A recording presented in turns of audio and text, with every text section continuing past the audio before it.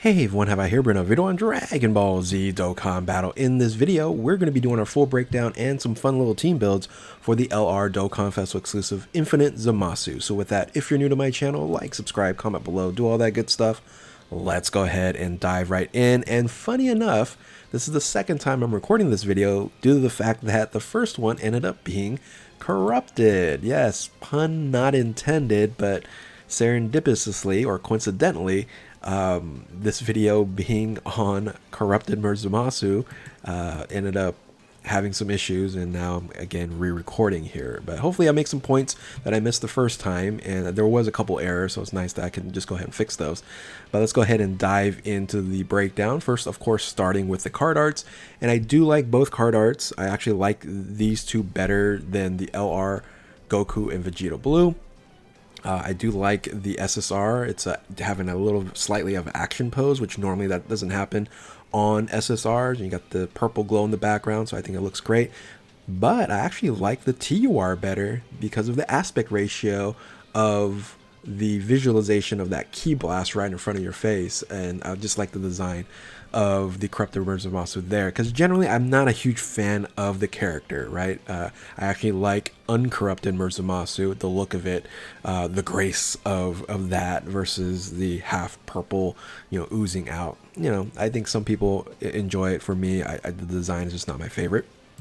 Now when it comes to the LR, I love the domain Infinite Zamasu much more than just the standalone here, but they both look great.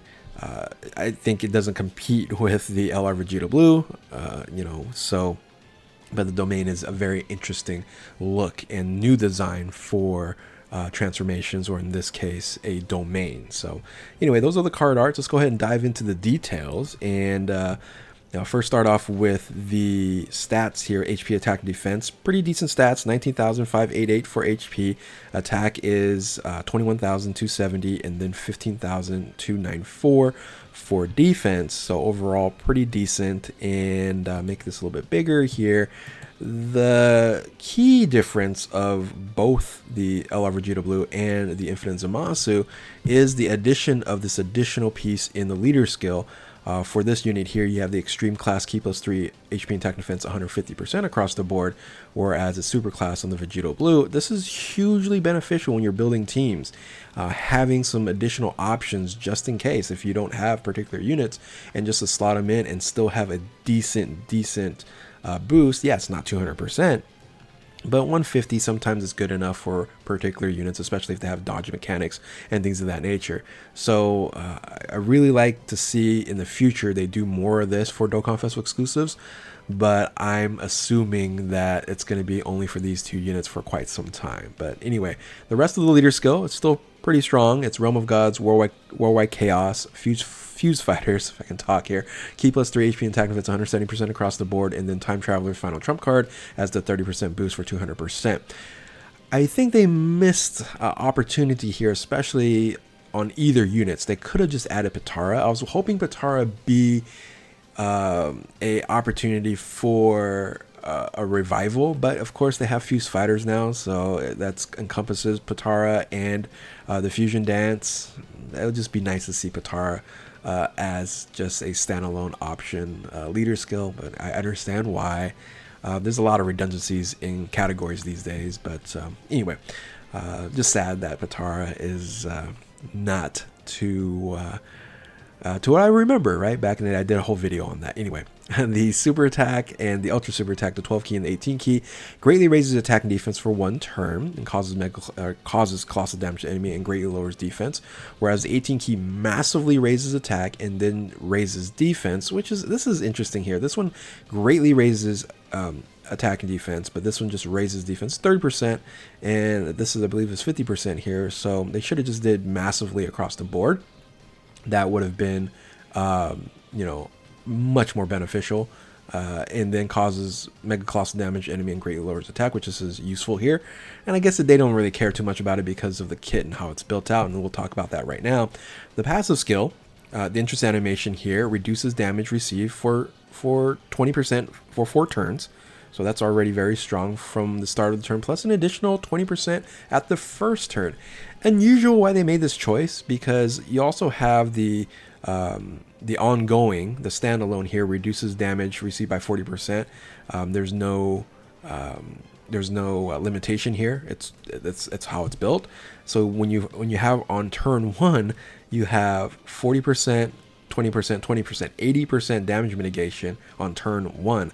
But the problem is turn 1, generally speaking, you're not going to have too much difficulty because it's generally a weaker unit. So I don't know, unless they're going to have, a different enemy here, the 80% from first turn isn't all that beneficial. They could have at least made this 2 turns, or maybe on the 5th turn, the additional 20%, something of that nature. So I don't know, but it just reduces from 80% to 60% after 4 turns, and then after 4 turns it's going to be 40% damage mitigation, which is in a sense good enough. So there's another thing here. Oh, by the way, it is activated when there's a Realm of Gods category ally on the team, so it's no problem there, especially if you're going to be running the teams that I'm going to be showing. The rest of the kit here, again, very interesting. There's this little thing here that's also very interesting, but it's Ki plus 6, which is really, really strong. Attack and defense 100%. And I made this comment before on the Vegito Blue, is I'm not sure why they reduced it so low to 100%, because normally you see 150, 170%, even 200%. But they moved it to this, which you're going to get most of the time here, versus like Vegito Blue, which is more a lot more limitation. But again, it's very odd that they just add 50% to this, 150%, and they could have just provided another 50% if, in this case, no Realm of Gods category enemies. Very unusual. But most of the time you are going to have that activated. And then you have a high chance of performing critical hit. This is I think underrated. 50% crit. So you can then focus your hidden potential system on other things, because you're going to have an internal 50% crit. Then you reduce damage for 40%, like I mentioned. So this right here, I think, is a lot more valuable than dodge mechanic, things of that nature. So 40% damage mitigation is huge. Then when you receive attack, right? So 50% defense when you receive an attack. So after receiving an attack, you will boost up in defense. So if you're in first position, that first slot there, you might have some issues.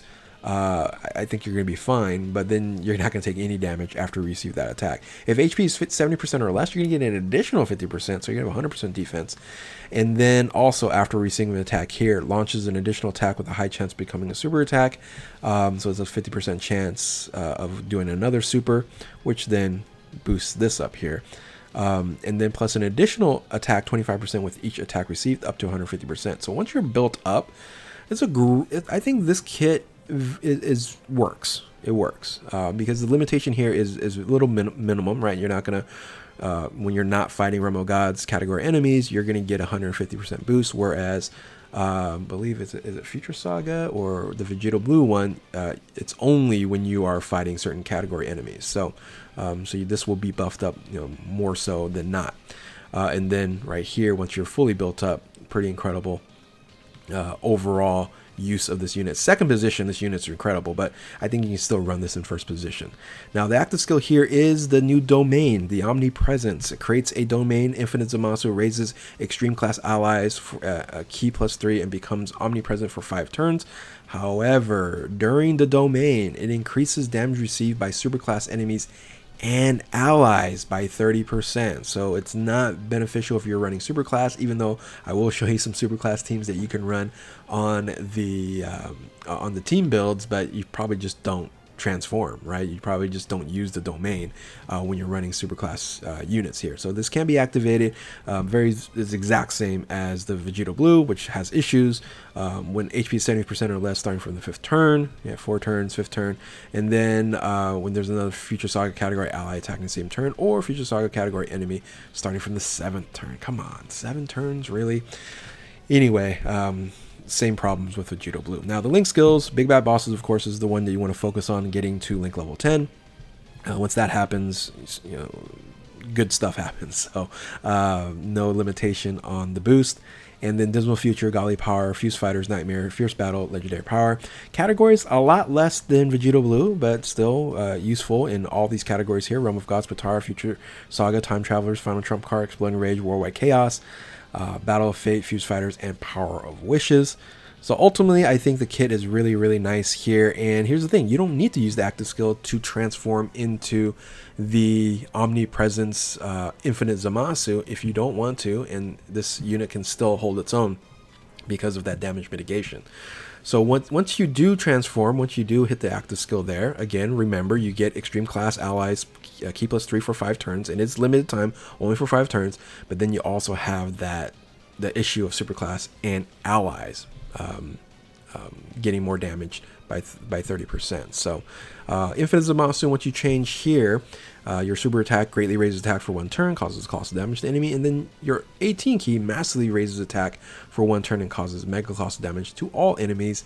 Not all that beneficial, since generally speaking you're not going to fight multiple enemies in long form battles, unless I guess in the future we might have some. Passive skill here is basically a transformation where it's like a great ape or a giant form or rage mode where you don't take any damage. So nullifies all attacks directed at the character. Now the difference is it doesn't change everybody, it only changes Zamasu.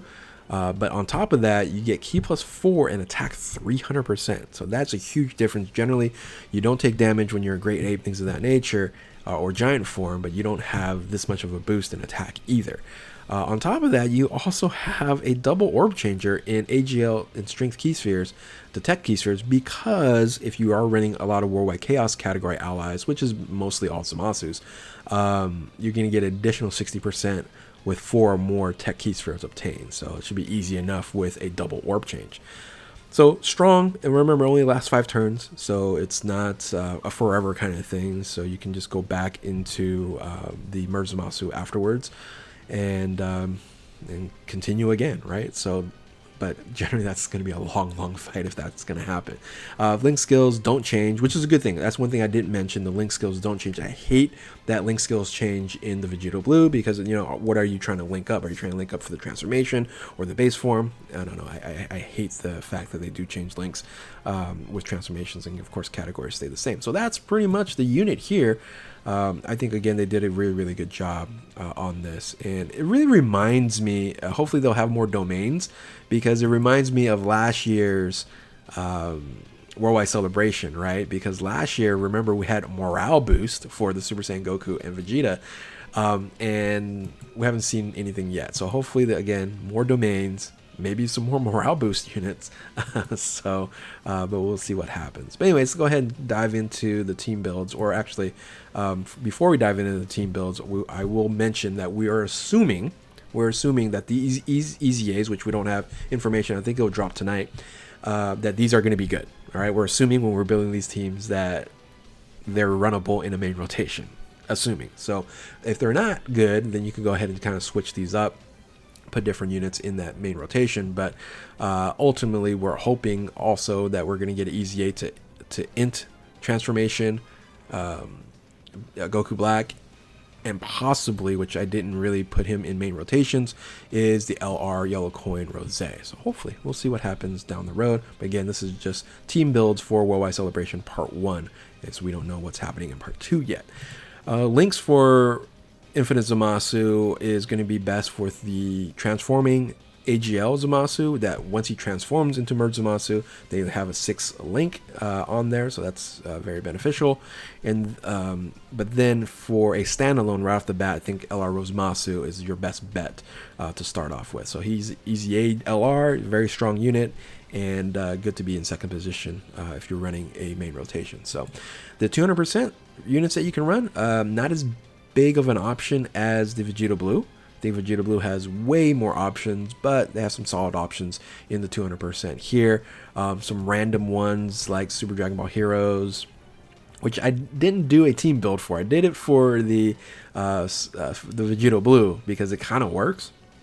Over here, not so much. It's a disaster of a team if you're going to run it that way. And But you're generally just going to run more Goku Blacks and Zamasus and stuff like that on a team. So speaking of which, let's go ahead and start with the initial 200% extreme team, and this is all Zamasus or Goku Blacks, right? It's all Zamasus. So main rotation is going to be as before mentioned with the best link partners is LR Zamasu and then the AGL transforming Zamasu. Given that it's actually going to be good, if it ends up not being good, you don't really have too many options at this point in time. Interestingly enough, you could use this guy for the time being, right, in the main rotation. Piccolo Jr. is a 200% on this leader skill, and he's amazing, right? He just doesn't link all that well.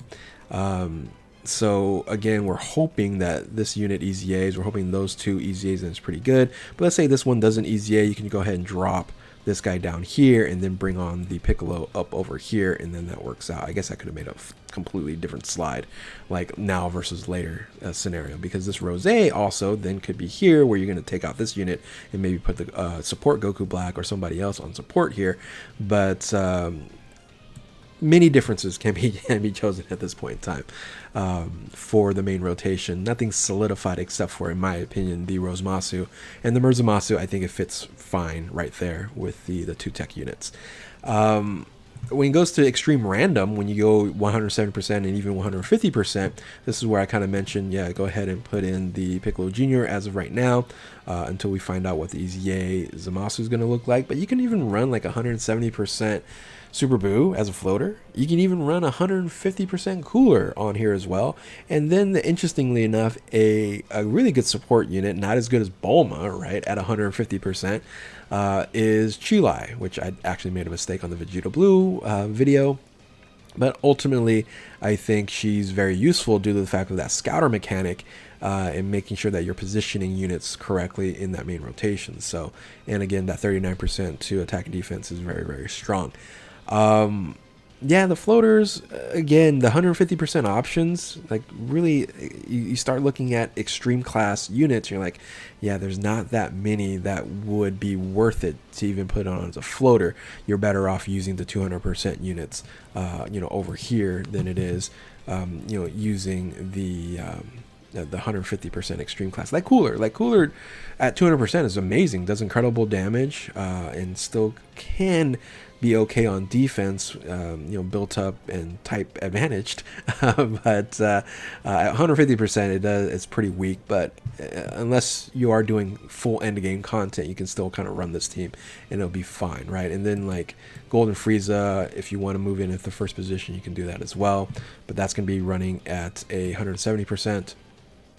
But anyway, again, overall, not too many 150 or 150% options that is going to replace the 200%. So now let's go ahead and move on to the super class, which, remember, you don't want to transform it into Infinite Zamasu for this, so you're just going to leave this as a floater, and you're just going to run LR Vegeta Blue, and so the normal rotations that you would normally run for Vegeta Blue, and then the gods, and then Maya support. And then in this case scenario, run the blue fusions as an option here. Now, if you bring in LROP, which this is right here, so we'll just switch it over. If you want to bring LROP and then bring this Piccolo, maybe like run this team here, this is going to be at 170%, and LROP is running at 170%. Remember, Piccolo, once transformed, he's very, very good with that scouter, right? So hugely beneficial, and of course LROP, even at running at 170%, you're going to be just absolutely fine. So the 150 and options aren't available for the super class, so you only have to run the 170% for Realm of Gods, Worldwide Chaos, or Fused Fighter. So like a Super Saiyan 4. LRs there, you can run those, but ultimately, again, not too many great units to run. Is Vegeta Blue on here? Did I mess up here on the units? Vegeta Blue. Okay, he is on here, Vegeta Blue. So, but again, ultimately, you're not going to run this team, right? It doesn't work out as well And but yeah, no, Zamasu can be a very, very good floater, having all those that damage mitigation and stuff like that. But anyway, last team that I'm going to show you is the 200% support team. So triple support on the bottom. You might even have to do this if the AGL transforming Zamasu ends up not being all that great. But again, if you want to just go ahead and run the Piccolo Jr. right here and have that full support, triple support there, that still can work out. Fun team, right? Fun team. And so here, and then you can maybe like run this guy down here. You know, so interesting options. But this, again, the links and the synchronization of this team is going to be better if you're going to be running extreme class units, and then when you transform as well, not having any issue of debuffing your super class units on here, which I do have a couple on here just for full support, but you can bring in the extreme class units as support here as well.